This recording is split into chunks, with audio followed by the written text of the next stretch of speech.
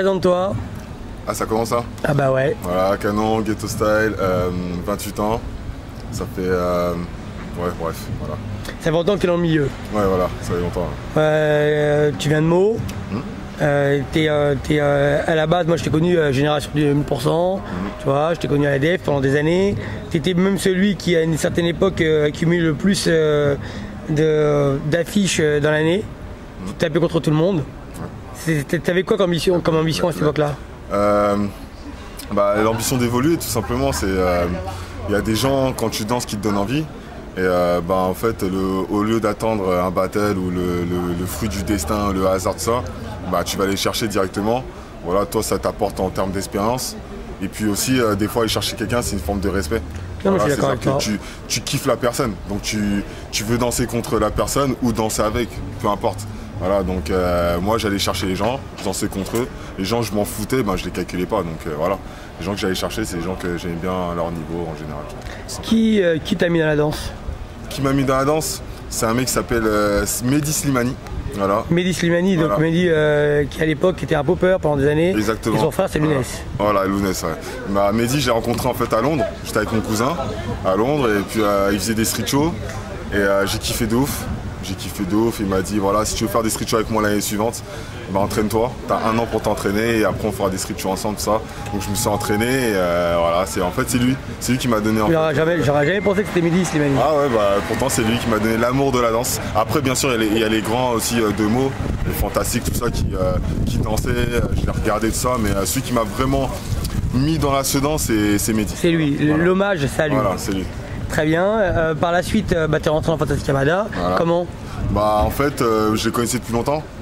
Ils dansaient, voilà. Après, moi, je dansais déjà debout à ce moment-là. Et ils voulaient faire un show tout simplement. Et puis après, ils m'ont dit, vas-y, viens avec nous. C'était bon. C'était pas dans les débuts de Fantastic. Hein. C'était bien après qu'ils aient fait tout leur truc. Et voilà. Donc après, je suis rentré. Tu es rentré en 2006-2007, voilà, tu vois, je suis rentré dedans. On a fait un show ensemble. Je portais les couleurs fantastiques et puis voilà, chacun fait ses affaires. Quoi. À l'époque, tu étais co-organisateur aussi d'un événement, Battle le Triport. Voilà, et Battle Expert, c'était avec mon pote Hervé, qui est toujours mon pote, bien sûr. Voilà, on voulait faire un truc, parce qu'il n'y avait rien dans notre ville. Voilà, on voulait entreprendre tout simplement. Voilà, il y avait une demande et on était là pour répondre à la demande. Toi, tu es quelqu'un qui est assez atypique, tu as un style bien particulier dans la danse, que ça porte un nom. Mon style? Ouais. Mon style, il porte mon nom, tout simplement, Canon. Voilà, au début, il s'appelait Ghetto Style. Mais attention, ça c'est un truc qu'il faut que tu dises bien aux gens. Ton prénom, c'est Canon ou Canon? Canon. Voilà. Mon prénom, c'est Canon. Voilà. Mais les gens, ils disent Canon. Tout le monde dit Canon. Donc, moi, ça me dérange pas. Ça me dérange pas. Après, Canon, voilà, c'est mon vrai prénom. C'est pas un truc de jeu vidéo ou de super-héros, là, je sais pas quoi. Voilà, c'est mon vrai prénom, Canon. Voilà, donc... T'as l'initiative d'un collectif qui s'appelle Ghetto Style. Ouais. Ça s'est fait comment cette histoire? Comment tu l'as créé?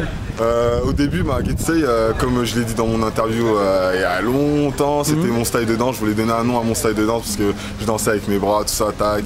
J'étais plutôt dans un délire, on va dire, carré, tu vois, dans les clips, tout ça, tu vois. Je voulais vraiment... je dansais vraiment en m'exprimant, tu vois, avec tout ce qui est mes bras, mes jambes, tout ça, bref. Et en fait, j'ai appelé ce délire Ghetto Style. Après, tout simplement, j'ai mis sur Facebook Ghetto Style. Et après, il y a des potes à moi, ils ont mis sur Facebook aussi Ghetto Style parce qu'ils traînaient avec moi tout le temps. Il y avait aussi ma copine Théo, tu vois, qui a mis aussi Ghetto Style aussi. Et après, on s'est dit, pourquoi on va pas faire un truc? Et comme c'était des gens qui dansaient pas, un collectif. Voilà. Pourquoi on va pas faire un collectif? Comme c'était des gens qui dansaient pas la plupart, on s'est dit on va faire un collectif où on va faire plein de choses. Plein de choses qui va contempler le gars qui rappe ou le gars qui graffe ou moi-même qui danse. Donc on s'est dit voilà, on va faire un truc qui s'appelle Ghetto Style. C'est comme un vrai crew de culture hip-hop en fait. Vrai, ouais. C'est un vrai. Parce qu'il y a tout. Des rappeurs, des DJ, des rappeurs, il y a tout. Il y a sans distinction, sans barrière. Voilà. C'est fort. Toi, à l'époque, est-ce qu'on peut dire que tes ennemis, tes concurrents directs, c'était souvent les Judas à l'époque? Ouais, on va dire c'est les bons concurrents parce qu'ils étaient motivés aussi. Ouais. Et le fait d'avoir des concurrents, ça te booste aussi en tant qu'artiste. Voilà, je sais que là-bas il y a des gens qui s'entraînent pour toi tu t'entraînes pour eux. Tu sais que quand tu vas les affronter, il faut être prêt. Bah, d'un côté, après, voilà, hein, tu fonces. Hein. Tu as une double casquette, tu es organisateur, tu as organisé beaucoup d'événements, mais vraiment beaucoup. On commence avec le Battle Expert, ensuite tu as organisé je crois 2-3 événements underground, tu as organisé des qualifications SDK, tu as organisé le Canal 2-3, Ghetto Safety du concept, et enfin tu organises toujours plein d'événements. Le dernier en date, ça a été un beau petit carton, ça a fait beaucoup de bruit. Oui. Parce que tu as choisi des bonnes têtes, on va dire. C'est pas j'ai choisi et on a choisi. Voilà, c'est vrai que j'oublie toujours. Ouais, j'oublie toujours. Voilà. J'oublie toujours, c'est vrai. La question que je voulais te poser par rapport à l'événement, c'est est-ce que tu trouves que ça a été une bonne chose ou non, cette affiche entre Kefton et Thai Ice? Parce qu'elle arrive 2 ans après, donc tout le monde se pose la question en fait. 2 ans après, ouais, 1 an et demi après. Bon, après, la dernière fois c'était l'édition précédente de Paris. C'est ça. Où il y a eu cette fameuse finale. Après, bonne chose ou pas, moi je sais pas, c'est pas moi qui ai décidé de faire ce call-out. C'est le protagoniste principal, Thai Ice, qui a pris l'initiative. Et nous, Ghetto Style, la production, on a mis ça en forme. Voilà, à notre manière, certes. Mais on a mis ça en forme. Après, voilà, nous, on n'est pas parti voir Thai pour dire affronte Nelson. Ça vient de lui, en fait. Voilà, ça vient de lui, tout simplement. Il a voulu faire son battle. On a respecté son vœu de confidentialité. Bien sûr. Voilà. Parce que c'était quelque chose que ça fait longtemps qu'il voulait le faire, en fait. Bah, pas longtemps. Après, bon, au début, il était prévu d'être jury, qu'il soit jury Thai. Après, avec tout la promo, les guests qui sortaient, il s'est dit ah putain, j'ai envie de danser, j'ai envie de le faire.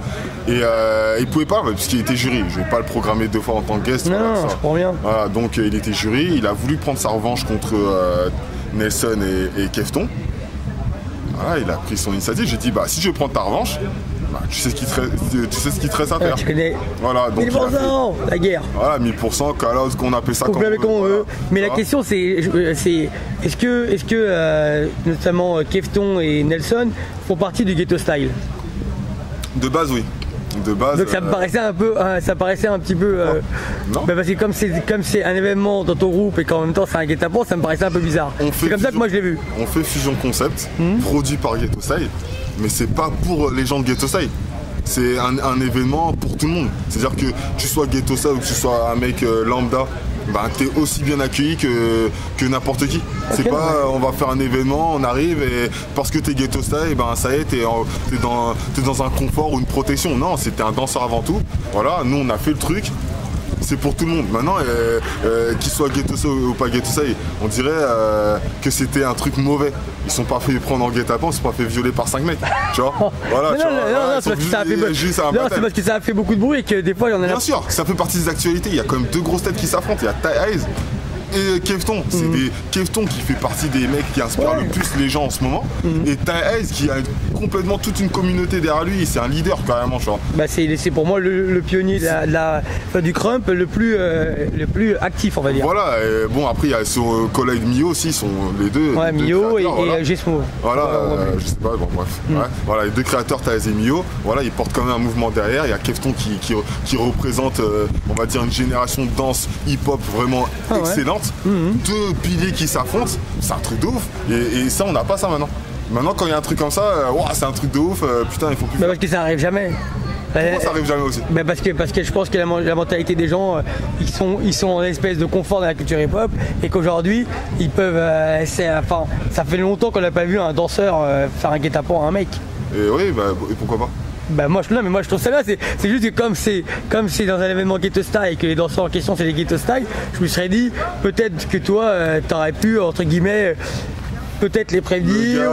Non, le gars, que ça soit Nelson ou Kefton qui serait venu voir la production en disant je veux faire un truc, ils auraient été aussi bien entendus que Thai qui vient, il dit je veux faire un truc, que n'importe qui. Cette histoire, elle appartient aux fusions. Pourquoi? Parce que ça s'est passé aux fusions d'avant. C'est pas comme si c'était un autre événement et on a dit vas-y on va prendre le truc, tu vois. Voilà, t'étais là, tu vois. Donc c'est un truc il y a eu l'épisode 1 l'année dernière, il y a l'épisode 2 cette année. Après, s'il y a des épisodes 3, 4, 5, on s'en fout, tu vois. On n'est pas là pour prédéfinir, mais il y a eu plusieurs épisodes, on a respecté le truc. Très bien, mais tu penses pas qu'à un moment donné ça a pu un peu jouer sur l'image entre le crump et le hip-hop, cette histoire? Ça, c'est les gens autour. Il y a eu un battle entre 2 personnes, voilà, entre Thai Et Kefton. Maintenant, si les gens. Toi, tu penses qu'il n'y a pas de dommages collatéraux par rapport à ça? Sûrement, mais il y a toujours des gens pour Non. parler, ça fait partie du truc. Si personne parle, c'est que ça intéresse personne. C'est sûr. Voilà, donc chacun met son grain de sel. son grain de sel, exprime son opinion, et tout le monde a droit, c'est fait pour ça. C'est sur internet, il y a des commentaires, sinon on bloque les commentaires, on bloque tout, tu vois. Mais non, les gens ont le droit de parler, du moment qu'ils restent dans le respect. Après, on peut pas imposer des trucs aux gens. Mais dommages collatéraux, ça crée une fissure entre le crump et le hip-hop. Non, Les pas deux, à ce point.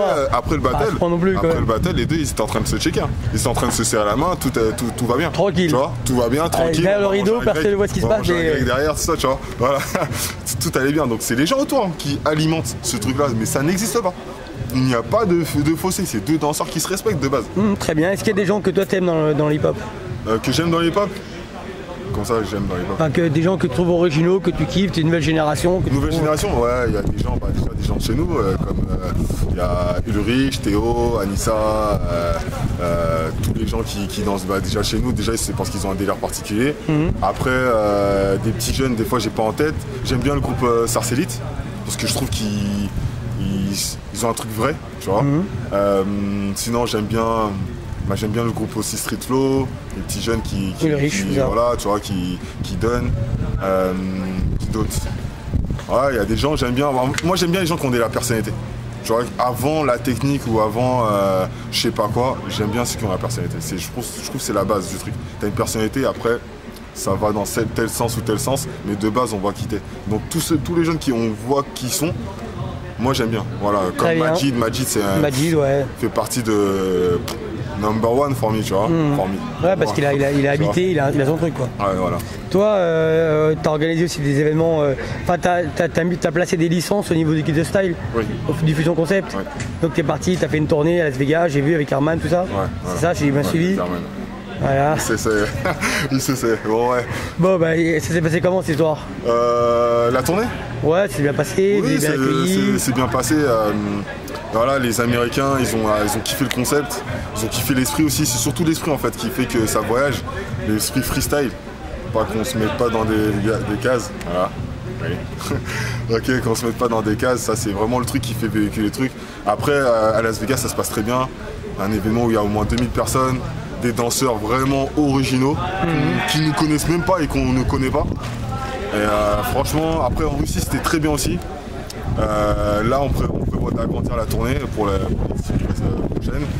Aussi, l'année prochaine, ça c'est une petite news, Fusion Concept à Paris sera sur en 2 jours. Voilà. J'en mets ça. Voilà, Là, je viens. Voilà, là tu viens. Voilà. je viens. Sur 2 jours, un jour pour les présélections et un jour pour les Ça sera battles. toujours sur le mois d'août?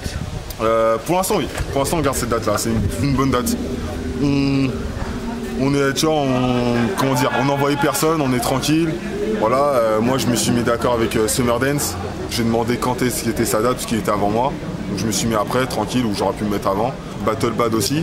On s'est appelé, eux sont toujours le premier. Ouais, t'es correct, quoi. C'est-à-dire, voilà. t'es créé un espèce de petit réseau, tu sais après qu'est-ce qu'il y a, et tu Voilà. gères avec eux. Un événement, c'est pas fait pour écraser un autre événement. On est là pour. Au contraire, moi j'aime bien qu'il y ait mon événement et je sais que le lendemain ou la semaine d'après, il y a un autre où je peux aller ou peut-être participer ou regarder. Et puis c'est bien aussi pour ceux que t'invites, ça leur permet Aussi. d'avoir.